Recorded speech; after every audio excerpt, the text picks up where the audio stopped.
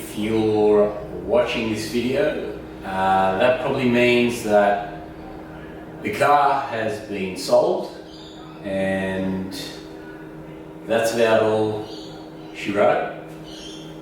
So I just thought I'd make a video just explaining why this is happening, and just maybe a little bit of a rundown on me beginning with this car and where it's ended up. So the main reason this started off for me for getting rid of the car, or for saying I've had enough, was basically that I'd had enough. I was that wrapped up into making YouTube videos and creating content that I sort of started concentrating a little bit too much on that. And don't get me wrong, I had a lot of fun while I was doing it, and I created some awesome stuff for everybody to watch and see. It sort of started feeling like a job, and while I would make some money through YouTube, and I had a bunch of sponsorships, which was great. The money wasn't enough to be like, this is well worth the effort and the time that I'm putting in, and the organisation that goes into it, and coming home, editing a video and all that sort of stuff. And I know a lot of people have reached out to me and said, just get rid of the social media side of it, and then go forward driving, just do it for yourself. It just came to a point where it doesn't matter if I was doing that or not anymore. I just burnt out basically, and did a lot of forward driving in the 4 or 5 years that I was, forward driving basically. It's a typical trait of mine, is when I do something, I just dive headfirst into it and probably lose myself in it and lose sight of everything else that's going on around me, and just am narrow vision on what I'm doing, and just pump it out basically. So that's one reason. I sort of came to that conclusion when I was on our last camping trip. Me and my wife went around to Snow River, which there is a YouTube video on, and usually I'd want to stay out there for as long as possible. And by day 3, I was like, there was a lot of people around and couldn't find a camp, and we just kept getting further and further away from the Snow River part of it. And by the time we got to a certain point and couldn't find anywhere, I was just like, I'm done, let's go home. And I knew that was probably the first sign that that I was pretty much over it. There were signs before that, and then the 24-hour challenge came along, and that was organised way back in lockdown of 2020, and the build up to that was way too long, trying to organise everybody to do that, losing cameramen, just doing it all, organising it all, editing it all. That was the final straw that broke the camel's back, as they say. So it was a long lead up to get to that point. It wasn't just like one day I woke up and I was done. So basically over it. Not saying that I overfall driving and camping ever for my whole lifetime, but I haven't been anywhere for a long time, and I don't have the urge or the hunger to go and do it. I've got a new toy now. I've got my actual dream car, which is a 1981 Mazda RX-7 with a rotary in it, and that was my first car, and always wanted to do one up and make it a Mac and modify it to how I want, and now I can do that. So that's where my focus is in terms of a car sense. There's that part. And then the other thing that's happened, which some of you may know by now and some of you may not, is that me and my wife are going to have a baby, and those, the whole getting over it part and having a baby all sort of coinciding together has resulted in me, I can't go out every weekend like I was, even if I was to do it. And it's a two-seater, so look, it's been a lot of fun. Any toy that I have, I like to use it. I don't like to just have them as a garden ornament, and then take it out for a trip and then put it back for another year or whatever. That's not my style. When I've got something I like to use it, I don't hang on to things. So somebody's going to come and pick this up on the weekend, and they're going to get a really capable car and a really enjoyable car, a fun car, a head turner of a car, and I really hope that they enjoy it and get as much enjoyment as I did. So a couple of things, probably I can sort of start at the beginning,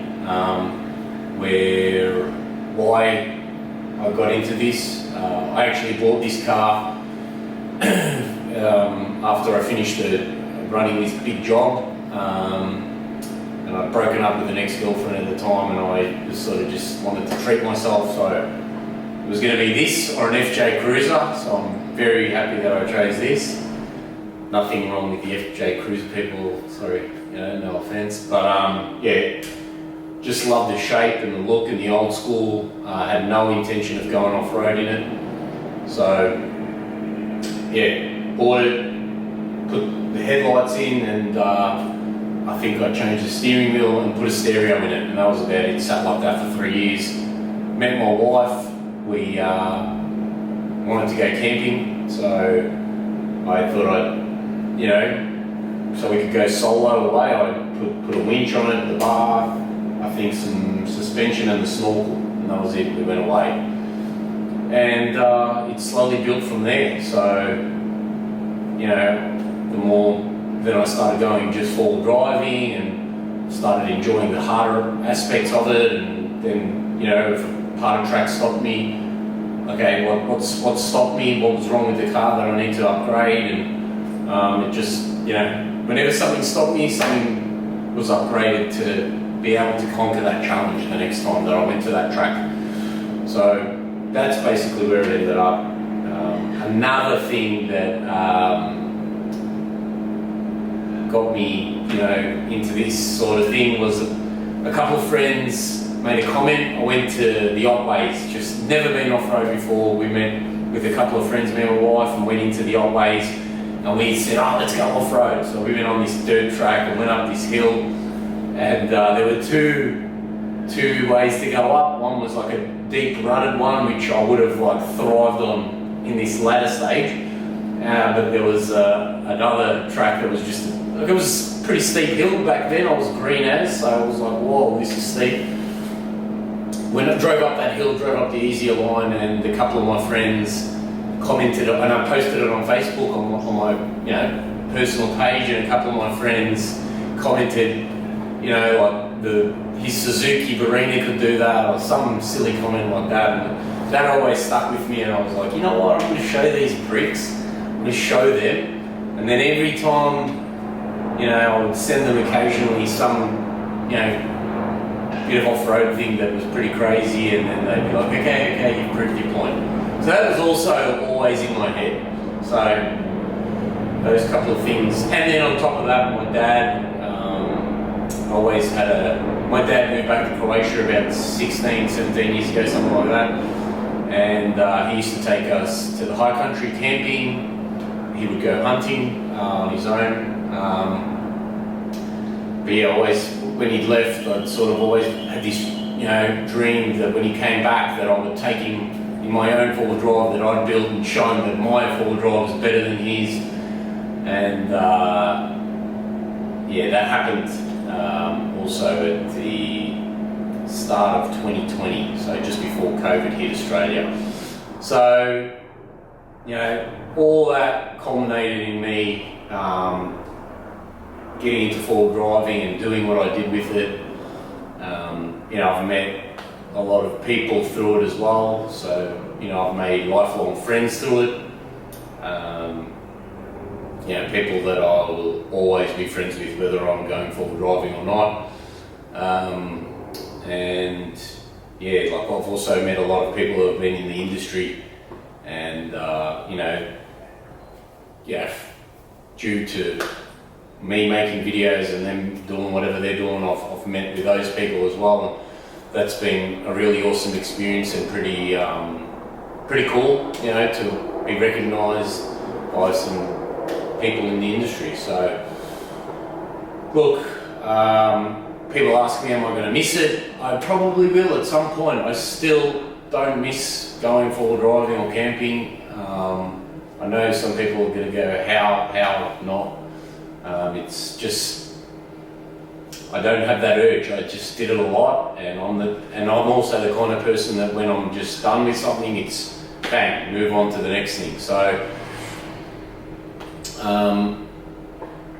yeah, that's all I've really got to say. I'm really sorry if anybody's going to be upset that, you know, there's not going to be me behind the wheel. The guy's buying it's going to be in Victoria, so you'll probably still see it around. The plates are not going to be on the car. They're going to stay up and go on my little corner, my Orkney corner over there with some memorabilia that I've got from the car that I've taken off. But yeah, that's all I can say really.